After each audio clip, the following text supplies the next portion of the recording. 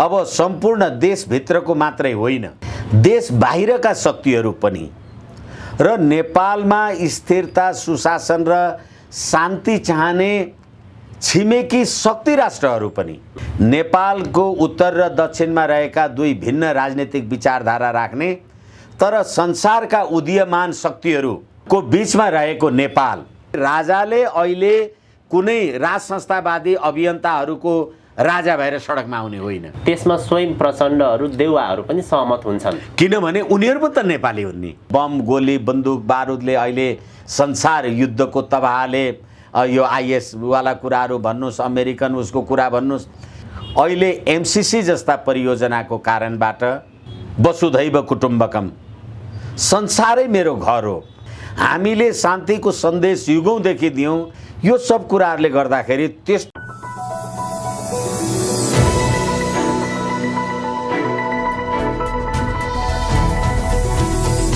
हिमाल online TV. देशको राजनीति अस्तव्यस्त छ। परिवर्तनका निमित्त भनेर यति बेला देश दौडाको रूपमा अभियानहरू सक्रिय रूपमा लागिरहेका छन् र केही सङ्केत पनि देखा परेका छन् एउटा ठुलो आन्दोलन अभियान चलाउने भनेर। यिनै विषयहरूमा कुराकानी गर्नका लागि वरिष्ठ अधिवक्ता, राजनीतिक विश्लेषक विष्णु भट्टराई हुनुहुन्छ। भट्टराईजी, स्वागत छ यहाँलाई। हजुर, धन्यवाद, नमस्कार। केही दिन यता नेपालमा अभियानहरू तीव्र रूपमा अगाडि बढिरहेको अवस्था छ। देशका सन्त, गुरु, महागुरुहरू पनि विभिन्न छलफलमा जुटेका छन्। केही दिन अघि पनि येल्लो पकौडामा मिटिङ भएको कुरा पनि आयो। के भइरहेको छ? यो परिवर्तन निकै नजिक छ भन्ने कुराहरू पनि भइरहेको छ। के भइरहेको छ अहिले यो भित्र? धन्यवाद। सधैँ भन्ने गरिन्छ र एउटा शाश्वत कथन हो यो, राजनीति सम्भावनाको खेल हो र त्यो सम्भावना कहिले तत्काल पनि हुन सक्ला, कहिले धेरै लामो समय पनि जान सक्ला।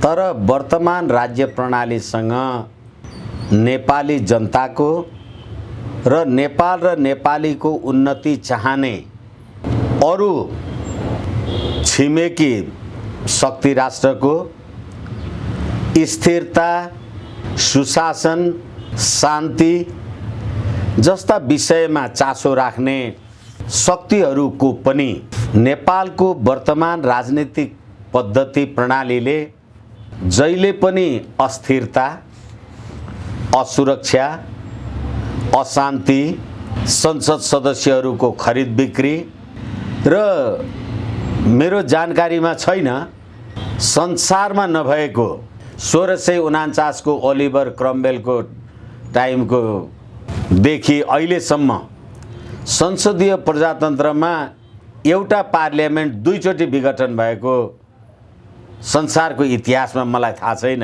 यो नेपालमा भयो।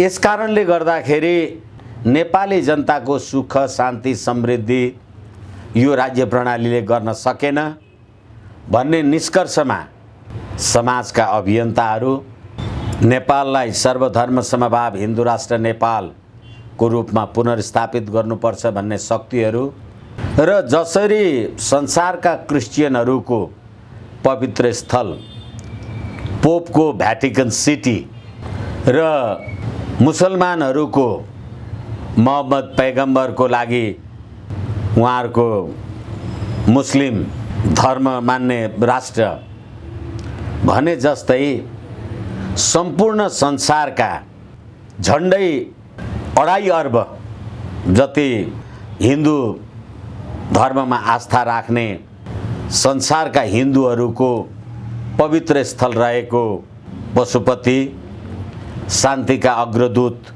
पैदा हुनुभएको भगवान बुद्धको लुम्बिनी, यी पवित्र स्थललाई नेपालको शान्ति, समृद्धि र उन्नति, संस्कार र सभ्यता समेतको रूपमा स्थापित गर्नुपर्छ र हाम्रो संस्कार सभ्यता नै विस्थापित भएपछि कुनै दिन नेपाल र नेपाली पनि विस्थापित हुन सक्छन्। किनभने जन्मने जायते शूद्रो संस्कार द्विजोच्यते वेद पठेत भवेत विप्र ब्रह्म जानोति ब्राह्मण भनेको जन्मिँदा सबै शूद्रै हुन्छन् संस्कारले मान्छेको दोस्रो जन्म हुन्छ, वेद पढेपछि मान्छे बाहुन हुन्छ र ब्रह्मज्ञान जसले प्राप्त गर्छ त्यो बाहुन, त्यो चाहिँ ब्राह्मण हो भनेर हाम्रो वेद शास्त्रमा पनि भनिएको छ। र हामीले संसारलाई, हाम्रो सभ्यताले वसुधैव कुटुम्बकम, संसारै मेरो घर हो, मेरो कुटुम्ब हो, मेरो मातृ हो, मेरो पितृ हो भनेपछि हामीले शान्तिको सन्देश युगौँदेखि दियौँ।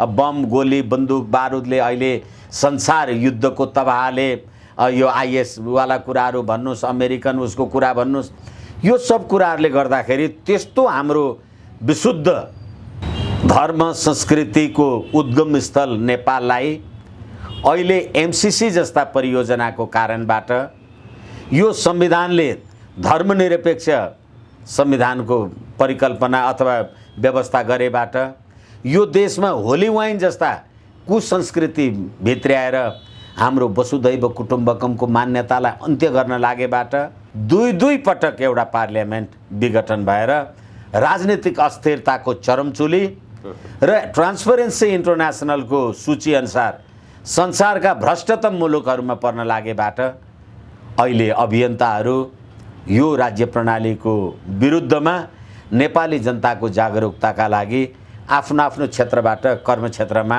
लगनशील भएको हुनुपर्छ, मलाई त्यही लाग्छ र त्यो वाञ्छनीय छ। यो राजनीतिक व्यवस्था, यो संविधान खास गरी नेपाली जनताले नभएर यो धरापमा पर्नुको कारण, यसको औचित्य सकिनुको कारण चाहिँ यही नेताहरूको, राजनीतिक दलहरूको कर्मकै कारणले गर्दाखेरि उनीहरूले नै संविधान मानेनन्, उनीहरूले नै वास्तवमा यो व्यवस्था मानेनन् र यसको औचित्य सक्यो भन्ने कुरा लगभग पुष्टि भइसकेको भनेर अहिले यत्रतत्र यस्ता प्रकारका छलफलहरू निष्कर्षमा पुगेको देखिन्छ। देशको राजनीति चरम उत्कर्षमा पुगेको यो राजनीतिक व्यवस्था, यो दलले, यो संविधानले राष्ट्रको रक्षा गर्न नसक्ने अवस्थामा पुगिसक्यो र यो व्यवस्थाले तत्कालै नफाल्ने हो भने नेपाल र नेपालीको पहिचान रहन्न। त्यसको लागि जति सक्दो चाँडो हामीले त्यो अभियान थाल्नुपर्छ, हामी एकजुट हुनुपर्छ भनेर लामो समय भएको थियो। तर अहिले चाहिँ एक हुन थालेका सङ्केतहरू, भेलाहरू देखिए। पछिल्लो सङ्केत के आइरहेको छ भने सकेसम्म यो राजनीतिक परिवर्तन यही दसैँको आसपासमा, दसैँभन्दा अगाडि नै सत्ता परिवर्तन गर्ने, यसलाई चाहिँ अब निर्णायक मोडमा लाने भन्ने खालका केही सङ्केतहरू बाहिरिएका छन्। यसमा तपाईँले केही जानकारी पाउनु भएको छ? कसरी अगाडि बढ्नेछ? दसैँ अगाडि, दसैँ पछाडि, अथवा समय सीमा के छ? अब तपाईँले अहिले राख्नुभएको टिप्पणी सहितको प्रश्नलाई सम्बोधन गर्ने प्रयोजनका लागि र नेपाली जनतालाई हिमाल अनलाइन टेलिभिजन मार्फत सुसूचित गर्ने प्रयोजनका लागि पनि यो नेताको कारणले जुन अस्थिरता अथवा अव्यवस्था, अराजकता भनेर तपाईले भर्खरै जे निवेदन गर्नुभयो, यो देशमा होली वाइन प्रवृत्ति ल्याउनका लागि होली वाइन खान होटल सोल्टीमा बस्ने मान्छेहरूलाई कति थाहा थियो? किनभने म तपाईलाई जिम्मेवारीका साथ भन्न सक्छु, संविधानको धारा 4 ले धर्मनिरपेक्ष गणतन्त्र भनेर भने पनि यही संविधानको धारा 26 ले के भन्यो भने प्रत्येक नेपाली जनतालाई आफ्नो धर्म मान्ने हक हुन्छ र धर्म परिवर्तन प्रचलित कानुन बमोजिम कसुर हुन्छ, सजाय हुन्छ, आदि इत्यादि जे भनियो। धर्मनिरपेक्ष संविधानमा धर्म मान्ने स्वतन्त्रता तपाईले कहाँबाट ल्याएर राख्नुभयो? यी नेता, यिनीहरूले बनाएको हो यो संविधान? तपाईले बनाएको हो भने तपाईले के धर्मनिरपेक्ष भन्नु पर्यो? जस्तो कि फ्रान्समा त्यहाँ धर्मलाई प्रदर्शन हुने गरी त्यो मुसलमानहरूले कालो लुगा यसो मुख छोप्छन् नि, घुम्टो छोप्छन्, त्यो पनि छोपेर हिँड्न पाइँदैन, किनभने त्यसले धर्म देखिन्छ भनेर भन्छन् अरे। भने जस्तै तपाईले धर्मनिरपेक्ष संविधान भनेर धर्मको स्वतन्त्रताको संविधानमा किन व्यवस्था गर्नुभयो? र तपाईले, प्रदीपजी, म फेरि पनि जिम्मेवारीका साथ भन्न सक्छु, हरेक राजनीतिक पदमा अथवा निजामती पदमा, जङ्गी पदमा, जहाँ जहाँ तपाईँ पुग्नुहोस्, त्यसको शपथ ग्रहणको लिखतमा, कागजमा ईश्वरको नाउँमा अथवा फल्नाको नाउँमा शपथ ग्रहण गर्दछु कि भनेर तपाईँले त्यो शपथ ग्रहणको ढाँचै त्यस्तो बनाएको हुनुहुन्छ भने तपाईँले धर्मनिरपेक्ष संविधानको मन्त्री प्रधानमन्त्रीलाई महाशिवरात्रि पर्व सेना दिवस मनाउने सेनाले सलाम गर्न हुन्छ भने, अनि यसकारणले यो संविधान नेपाल र नेपाली जनताले यी नेता अभिनेता हुँ भन्नेले बनाएकै होइन भने त तपाईँ आफू एउटा पार्टीको नेता हुनुहुन्छ, बिहान पशुपति मन्दिर जानुहुन्छ र टीका लगाउनुहुन्छ अथवा घरमा घन्टी बजाउनुहुन्छ, पार्टी अफिसमा आएर धर्मनिरपेक्ष भन्नुहुन्छ। यसकारणले गर्दाखेरि यो संविधान नेपाली जनताले बनाएको संविधान होइन। र अर्को कुरा के हो भने आफूले नजानेको गाडी, आफूलाई ड्राइभिङ आउँदैन तर गाडी चलाउन खोज्यो भने त 10 तिर त ठोकिन्छ नि। अहिले यिनीहरूले त्यही यो हाँक्न नजानेको यो राज्य व्यवस्था। संसारमा न्यायपालिकाले पनि कार्यपालिकाको स्थापना गर्छ।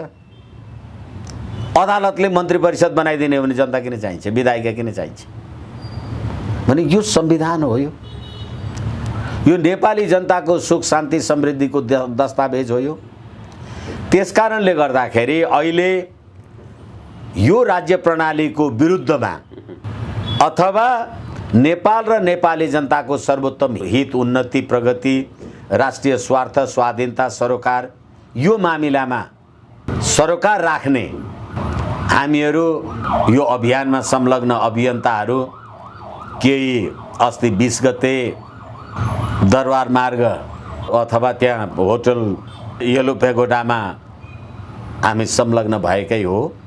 र यिनै विषयमा अब सम्पूर्ण देशभित्रको मात्रै होइन, देश बाहिरका शक्तिहरू पनि र नेपालमा स्थिरता, सुशासन र शान्ति चाहने छिमेकी शक्ति राष्ट्रहरू पनि, किनभने नेपालको उत्तर र दक्षिणमा रहेका दुई भिन्न राजनीतिक विचारधारा राख्ने तर संसारका उदीयमान शक्तिहरूको बीचमा रहेको नेपालमा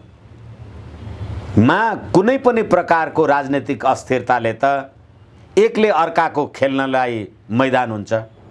भोलि चिनिया शक्ति नेपालभित्र खेल्ने भयो अवस्था आयो भने पनि, अथवा त्यो एमसीसी सेमसीसीको नाउँबाट दक्षिणी पश्चिमी शक्ति आयो भने पनि रणभूमि र दुःख त नेपाल र नेपालीले पाउने भयो नि। यही सन्दर्भमा जस्तै नेपालको अहिलेको राजनीतिक व्यवस्था भनेको उनीहरूले नै स्थापित गरिदिएको गाडी र ड्राइभरहरू, यिनीहरू असक्षम ड्राइभरहरू। अब यी ड्राइभरहरूले गाडी चलाइरहँदाखेरि पहिलो कुरो चाहिँ असक्षम ड्राइभर भयो, गाडी चलाउन आउँदैनन्। गाडी चलाउन नजानिसकेपछि 10 तिर ठोकाउने भयो, दुर्घटना हुने नै भयो नि। त्यो दुर्घटनामा उनीहरूको मात्र क्षति भएन, देशले नै ठुलो क्षति बेहोर्ने भयो। निश्चित रूपमा यस्तो सन्दर्भमा चाहिँ जति ढिलो गर्यो त्यति देश दुर्घटनामा पर्न सक्छ, सकेसम्म चाँडो गरौँ भन्ने खालको कुरोहरू आइरहँदाखेरि केही वर्ष यता लगभग नजिक छ नेपालको परिवर्तन भन्ने कुराहरू, समाचारहरू बाहिरिरहँदाखेरि अहिले यो यत्रो समय अवधि अगाडि बढिरहँदाखेरि ढिला चाहिँ के कारणले भइरहेको छ? यो अल्झाइरहनुको कारण चाहिँ के हो? यो अब यो साह्रै सान्दर्भिक प्रश्न हो। यो महत्त्वाकांक्षा हिजो राजाको सक्रिय शासनकालमा जसरी राजनीतिमा स्थापित भए मान्छेहरू त्यतिखेर त हुल जुलुस, दल पार्टीवाला आदि इत्यादि कुराले भन्दा पनि राजाको निकट रहेका अथवा राजासँगको पहुँच पुर्याउन सकिने ठाउँमा एक्लै गएर अनि त्यहाँबाट राष्ट्रिय पञ्चायत सदस्य, अनि मान्य, अनि मनोनित, अनि मन्त्री हुने चलन थियो। तपाईँको समूहमा काम गर्ने त चरित्रै थिएन।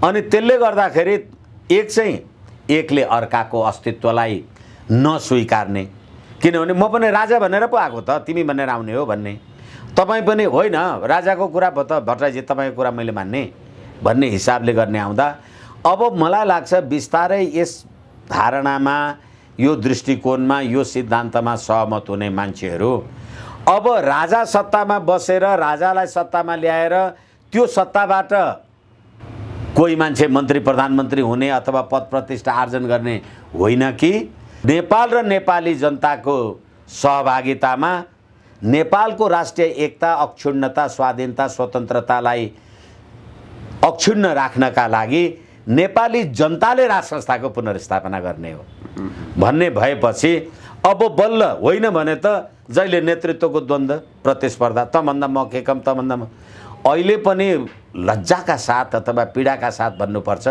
म त हिजो मन्त्री पो भएको त, म त हिजो अञ्चलाधीश भएको, म त हिजो क्षेत्रपाल भएको भनेर। ए बाबा, जब हिजो तपाईँलाई बनाउने राज संस्था नै खोज्नु परिराखेको छ, जब गणतन्त्र कार्यान्वयन भएको 15 वर्ष भयो, अब म त हिजो मन्त्री भएको थिएँ भने तिम्रो मन्त्री भयो के मतलब भने कसले गर्ने? तिमी मन्त्री भएर चलाएको भए त यो परिस्थिति आउँदैन थियो नि। यसै कारणले गर्दाखेरि नयाँ सोच, नयाँ ढङ्गका साथ, र मलाई लाग्छ ती साथीहरूलाई पनि यो कुराको अनुभव भएको होला र हिजो राप्रपा नेपालमा बसेर हामीले जे जति काम कारबाही गरेका थियौँ र नेपाली जनताले जुन प्रकारको विश्वास दिएका थिए, त्यसमाथि जुन घात गर्ने काम भयो, त्यो घातबाट पनि हामी अलिकति अथवा नेपाली जनता चाहिँ अलिकति होइन यो फेरि त्यस्तै खालको कुनै घात प्रतिघात हुने हो कि भन्ने कुराले नेपाली जनता पनि सजग छन्।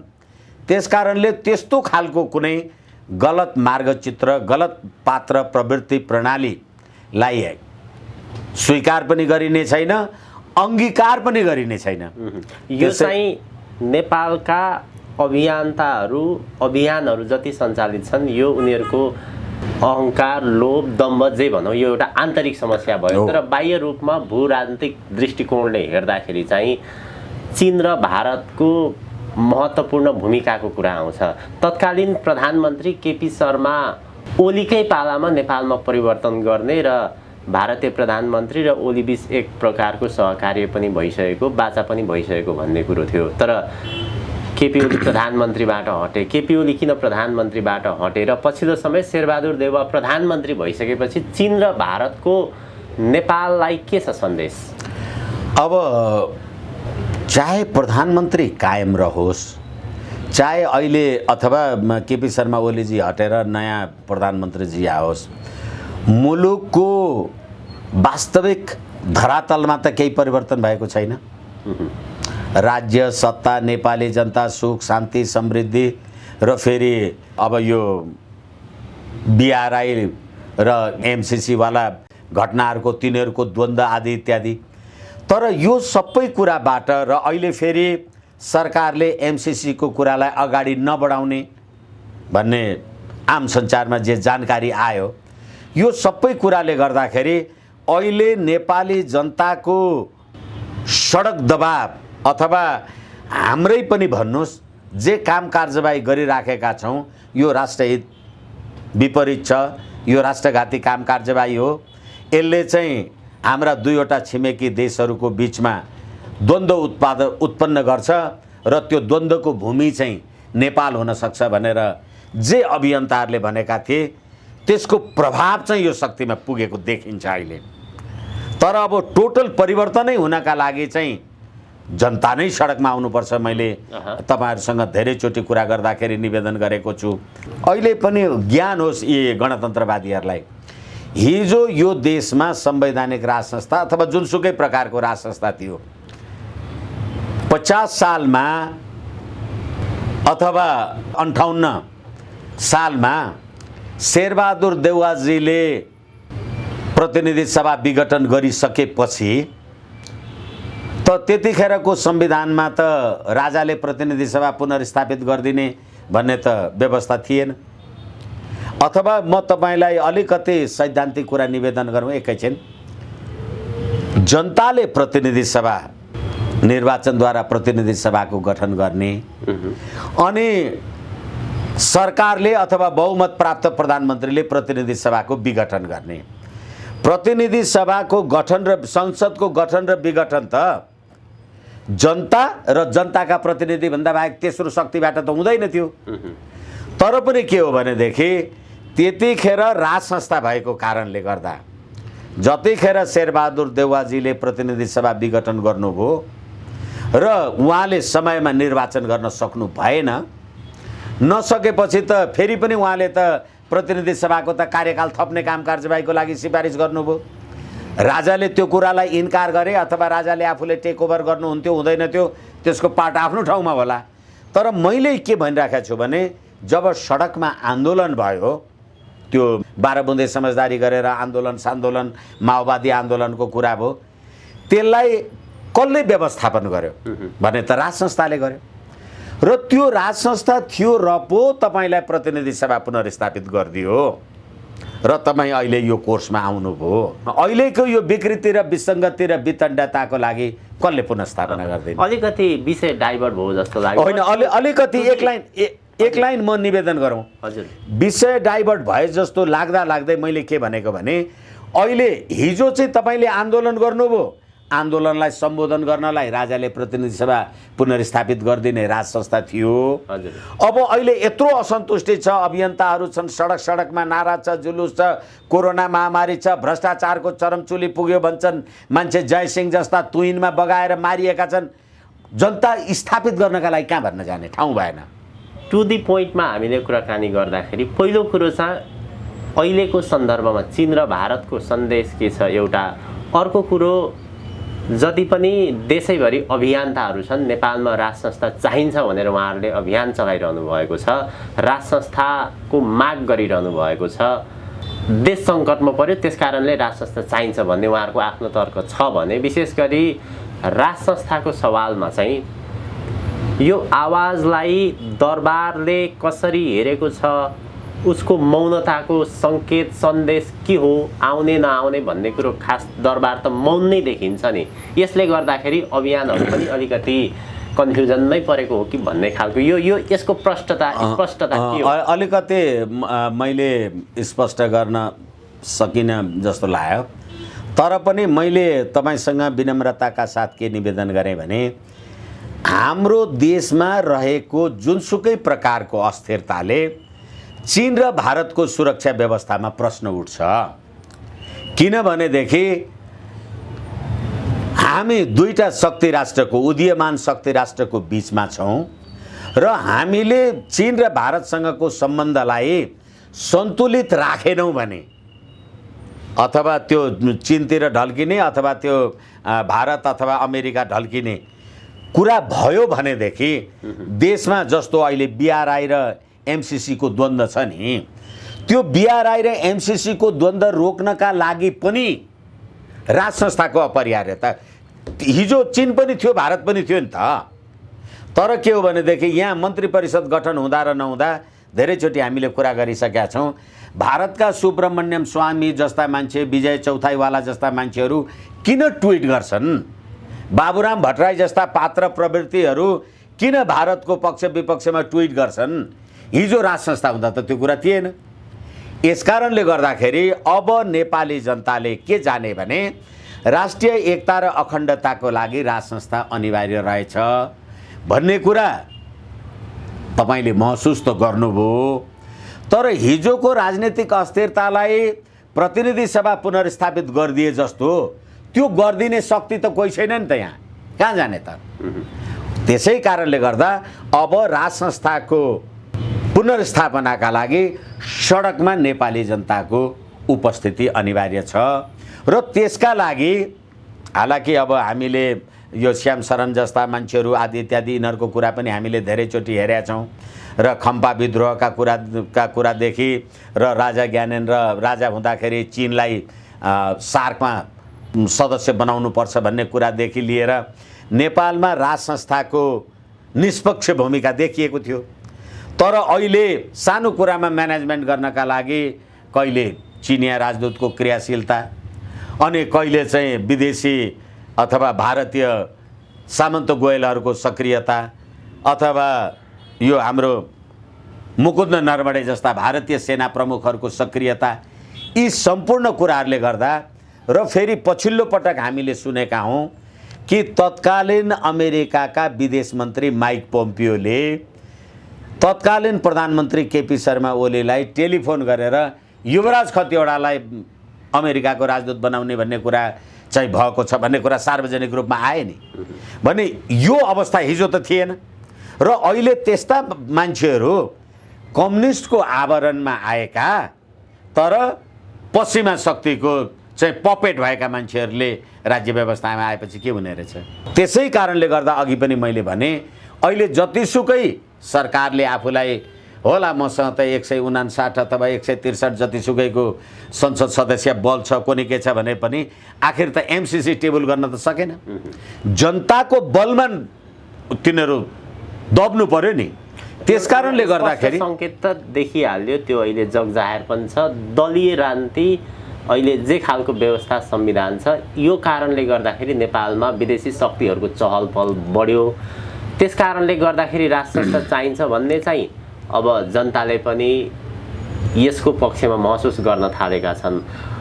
अझै राजा ज्ञानेन्द्रको कुरा चाहिँ के हो त भन्ने कुरा नि जनताले नै आह्वान गरेर आउनुपर्छ भन्ने हो कि अथवा यसमा चाहिँ हामी यसरी बुझ्नुपर्छ होला भन्ने म निवेदन गर्ने अनुमति चाहूँ। बेलायतमा कम्युनिस्ट छैनन् र त्यहाँ पनि राज संस्था विरोधी मान्छेहरू छन्, राजा विरोधी मान्छेहरू छन्। डेनमार्कमा पनि छन्, स्विडेनमा पनि छन्। तर राजा त सम्पूर्ण बेलायती जनताको राजा हो नि, जो काङ्ग्रेस कम्युनिस्ट एमाले माओवादी जेसुकै। भन्नुको तात्पर्य अहिलेको यो आन्दोलनमा यदि राजा आफूले राज संस्थावादी अभियन्ताहरूले गरेको कुरा ठिक छ भन्ने हो भने यहाँका गणतन्त्रवादीहरूको लागि राजा हुने कि नहुने।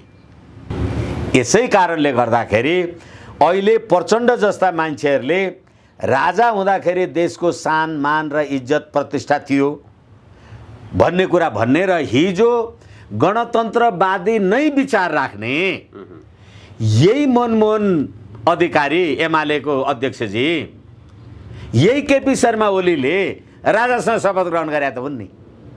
गणतन्त्रवादी भए पनि राजासँग शपथ ग्रहण गरे हुन् नि।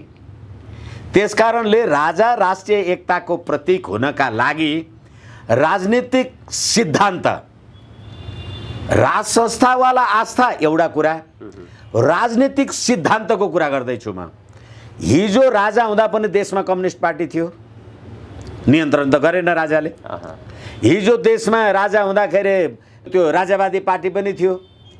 त्यसैले गर्दाखेरि राजाले अहिले कुनै राज संस्थावादी अभियन्ताहरूको राजा भएर सडकमा आउने होइन। तपाईँले सङ्केत गर्न खोज्नु भएको यदि अहिलेको परिस्थिति माहौललाई हेरेर नेपालमा राज संस्था पुनर्स्थापित भयो भने त्यसमा स्वयं प्रचण्डहरू देउवाहरू पनि सहमत हुन्छन्, किनभने उनीहरू पनि त नेपाली हुन् नि।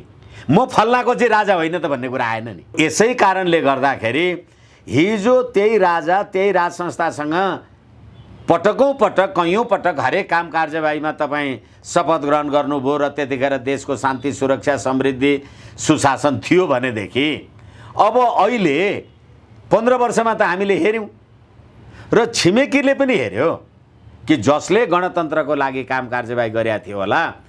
अहिले त श्याम शरणको कुरालाई हामीले धेरैचोटि उद्धरण गरेका छौँ कि भारतमा संसारमा सबैभन्दा बढी हिन्दूहरू बस्छन् र त्यो हिन्दू धर्मावलम्बीहरूको पवित्र तीर्थस्थल भनेको नेपालको अब मानसरोवर भन्नुहोस्, पशुपति भन्नुहोस्, अब बुद्धिस्टहरूको लुम्बिनी यही नै हो।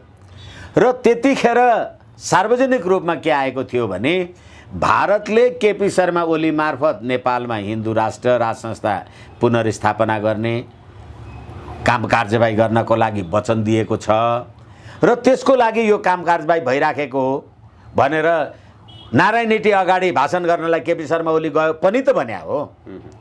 तर के हो भनेदेखि त्यति सबै भएपछि विदेशी शक्तिले पनि नेपालमा राज संस्थाको वाञ्छनीयता भएन भने साँच्ची भन्ने हो भने त चीन र भारत र अमेरिकाको शक्ति सन्तुलनका लागि पनि नेपालमा राज संस्था चाहिने रहेछ भन्ने कुराको अनुभूत गरेको त हेरियो नि एमसीसी बीआरआई वाला कुराले गर्दा।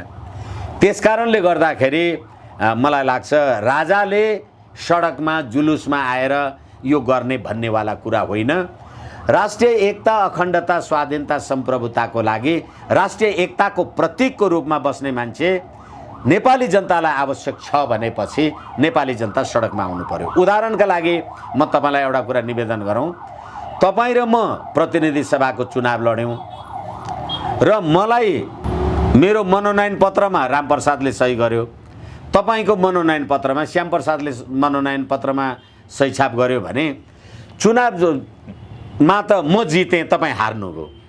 म जितेँ भने मलाई तपाईँले मान्यता मान्नुहुन्छ, तर मलाई समर्थन चाहिँ गर्नुहुन्न नि। मलाई मान्य त मान्नुहुन्छ तपाईँ, जनताले मत हाले भनेर। त्यसै कारणले गर्दाखेरि हिजो देशमा राज संस्था हुँदा पनि गणतन्त्रवादी थिए, तर देशको शान्ति सुरक्षा समुन्नति समृद्धि चाहिँ माओवादीले 12 वर्ष लगाएर त्यो टावरहरू पड्काउँदाखेरि पनि बत्ती निभा भनेर भन्नु पर्थ्यो। अहिले तपाईँहरू 15 वर्ष भयो गणतन्त्र आएको, अहिले पनि बत्तीको ठेगान छैन। यसैले राज संस्था सम्पूर्ण नेपाली जनताको राष्ट्रियताको एकताको प्रतीक हुन्छ। यसमा राजनीतिक आस्थाको आधारले नेपालीले विभाजित गर्नु हुँदैन भन्ने मान्यता हो। हामी छलफलको लगभग अन्त्यतिर छौँ। हामीले व्यवस्थाको विषयमा, राजनीतिक दलहरूको विषयमा र विकल्पको विषयमा धेरै पटक केही वर्षदेखि छलफल गर्दै आइरहेका छौँ। वास्तवमा अलिकति गहिराई र कुरो गर्ने हो भने चाहिँ हामीले जे विकल्पको कुराकानी गरिरहेका छौँ र देशमा संविधान असफल भयो, व्यवस्था असफल भयो, त्यो व्यवस्थाको नेतृत्व गर्ने मानिसहरू असफल भयो, त्यसको विकल्प खोज्नुपर्छ भनेर कुरोकानी गरिरहँदाखेरि नेपालको राजनीतिक परिवर्तनको इतिहास हेर्दाखेरि कुनै पनि राजनीतिक परिवर्तन नेपालको आन्तरिक पक्ष चाहिँ त्यसको आन्तरिक भूमिका एकदमै गौण, बाह्य भूमिका प्रमुख र महत्त्वपूर्ण हुन्छ भनेर भनिरहँदाखेरि नेपाल जुन जुन एउटा समस्याको भुमरीमा फस्दै गएको छ, यहाँको जे आन्तरिक समस्या छ, आन्तरिक भित्र बाह्यहरूले जसरी खेलिरहेका छन् र अहिले विकल्पको कुरा जुन तरिकाबाट गरिन खोजिएको छ त्यो अभियान चलाइरहेको अवस्था छ। नेपालको समस्याको विषयमा सायद तपाईँ लामो समयदेखि जानकार हुनु पनि होला। के कारणले देश बिग्रियो, यसको विकल्पको विषय के हो, यसमा व्यवस्था जिम्मेवारी, यसका पात्र जिम्मेवारी, यी यावत विषयहरू तपाईँले लामो समयदेखि अध्ययन गर्दै आइरहनु भएको छ। जे ढङ्गले परिवर्तन गर्न खोजिरहेको छ र देशमा जे समस्या छ, यसको समस्याको समाधान होला दीर्घकालीन रूपमा, यसले फेरि अर्को विस्फोटको रूप लिएला कि यो चाहिँ एकदमै गहन प्रश्न छ, पछिको लागि दीर्घकालीन रूपमा भन्छन्। यो प्रश्न के हो भने नि, दीर्घकालको लागि, स्थिरताको लागि भन्ने हामी जे जस्ता शब्दावली प्रयोग गर्छौँ नि, मानिसको चेतनाको स्तरसँगै, समाजको चेतनाको स्तरसँगै धारणा, विचार, पात्र, प्रवृत्ति र प्रणालीहरू बदलिन्छन्। आजभन्दा 10 वर्ष अगाडिका मान्छेको चेतनाको स्तर र अहिलेको चेतनाको स्तर, हामी अहिले यति पात्र, प्रवृत्ति, प्रणालीको कुरा गर्दैछौँ। 62-63 मा आन्दोलनमा सडकमा निस्किने युवा युवती अहिले त त्यो मानिस घरबारी जोड जम्मा गरेर श्रीमान श्रीमती, लोग्ने स्वास्नी, छोराछोरी, आमा बुवा भएर बसिसकेका छन् र उनीहरूलाई यो कुरा सम्झिनलाई अब उनीहरूको चेतनाको स्तर बदलियो। हिजो जे भनेर तपाईँले मलाई सडकमा ढुङ्गा हान्न लगाउनु भएको थियो, आज तपाईँको पात्र, प्रवृत्ति र प्रणाली भ्रष्टाचार, हत्या, बलात्कार, छिमेकी देशको मान्छेले तुइन चढेर जिउँदै नेपालीलाई पुर्ने, मार्ने र ती नेपालका नेताहरू त्यहीँ गएर 12 बुँदे समझदारी गर्ने र अघि तपाईँले भन्दै गर्दा क्लिक गरेको विषय के हो भने अहिलेको संसारमा प्रभाव नपर्ने भन्ने कुरा होइन। तपाईँकोमा पनि मेरो प्रभाव पर्न सक्छ, म कहाँ पनि तपाईँको प्रभाव पर्न, त्यसलाई व्यवस्थापन गर्नका लागि तपाईँ निर्णायक हुनु पर्यो। तर अहिलेको राज्य प्रणालीको निर्णायक 12 बुँदे समझदारी। यसकारणले गर्दाखेरि प्रभावको बारेमा सचेत हुने र निर्णायकत्व आफूसँग राख्ने, तर अहिले निर्णायकत्व पनि नेपालीसँग रहेन। निर्णायकत्व नेपालीसँग रहेन भन्ने कुरा मैले धेरैचोटि उदाहरण दिएको छु। यिनै पुष्पकमल दाहालले आफ्नो सरकार पतन भइसकेपछि माधव नेपालको सरकारलाई निन्दा गर्दै उनले सार्वजनिक मञ्चबाट भनेका थिए, यो सरकार म योसँग कुरा गर्दिनँ, यसको मालिक दिल्ली बस्छ, म दिल्लीमा कुरा गर्छु भनेका थिए। तर हामीले के भनेका थियौँ भने 62-63 को आन्दोलन त तपाईँले जति गर्नुभयो होला, मालिक नारायण एटीमा थियो। आन्दोलन गरिसकेपछि मालिक दिल्ली पुर्याउने काम तपाईँहरूले गर्नुभयो नि। यसकारणले निर्णायकत्व हामीसँगै राखौँ। हिजो पनि हेर्नुहोस् न, चाक्सीबारीमा चन्द्रशेखरलाई बोलाउने त नेपाली काङ्ग्रेसकै गणेशमान होइन र भने, तर त्यतिखेर चाहिँ राज संस्था आदि इत्यादिको कुरा थियो, कमसेकम यहाँ आएर गरे। अहिले त यहाँ आउनै परेन, लाइन लागेर उतै जान्छन्। र हिजो चन्द्रशेखर स्ट्यान्डर्डको मान्छे आइपुग्थे, भारतका पनि नेता अभिनेता भने, अहिले एउटा सामन्त गोयल आउँदैमा पुग्छ। यसै कारणले प्रभाव नपर्ने भन्ने कुरा होइन, प्रभाव सधैँभरि परेको हुन्छ। अहिले घाम लागेको छ नि अथवा पानी परेको छ नि, प्रभाव त पर्यो। त्यसलाई छाता ओढ्ने अथवा चाहिँ शीतलमा बस्ने के गर्ने, त्यो बन्दोबस्त गर्ने निर्णायकत्व चाहिँ नेपालीसँग हुनुपर्छ। त्यो निर्णायकत्व नै जनताबाट हरायो। यसैले गर्दा जनता सडकमा आउनुको विकल्प छैन, मैले निवेदन गरेँ। एक र अर्को कुरा के हो भने, राजा समग्र नेपालीको, संसारका नेपालीहरूको राज संस्था हुनुपर्छ। त्यसैले गर्दा एउटा पार्टीको, एउटा जुलुसको, एउटा नारामा मात्रै आएर भोलि गणतन्त्रवादी तपाईँ त अथवा श्री 5 महाराज हजुर त यो राजावादीहरूको जुलुसमा पो जानुभएको थियो, हजुर त यो काङ्ग्रेसहरूकोमा पो जानुभएको थियो भन्यो भने कम्युनिस्टहरूले राजा मान्ने कुरा भएन नि। यसकारणले गर्दा सम्पूर्ण जात, वर्ग, धर्म, वर्ण, सम्प्रदाय, इतिहास, भूगोल, सभ्यता, संस्कृति सबैलाई स्वीकार गर्ने नेपाली जनताको इच्छा बमोजिमको राज संस्था नेपालको वाञ्छनीयता हो र त्यसलाई स्थापित गर्न नेपाली जनता नै लाग्नुपर्छ। साथसँग त ककलले ककललाई युग अनुकल गर्न सकिन्छ नि, त्यो आपत्तिको विषय भएन। हस्, अत्यन्त धेरै धन्यवाद यहाँको महत्त्वपूर्ण समय र विचारको लागि। हस्, धन्यवाद।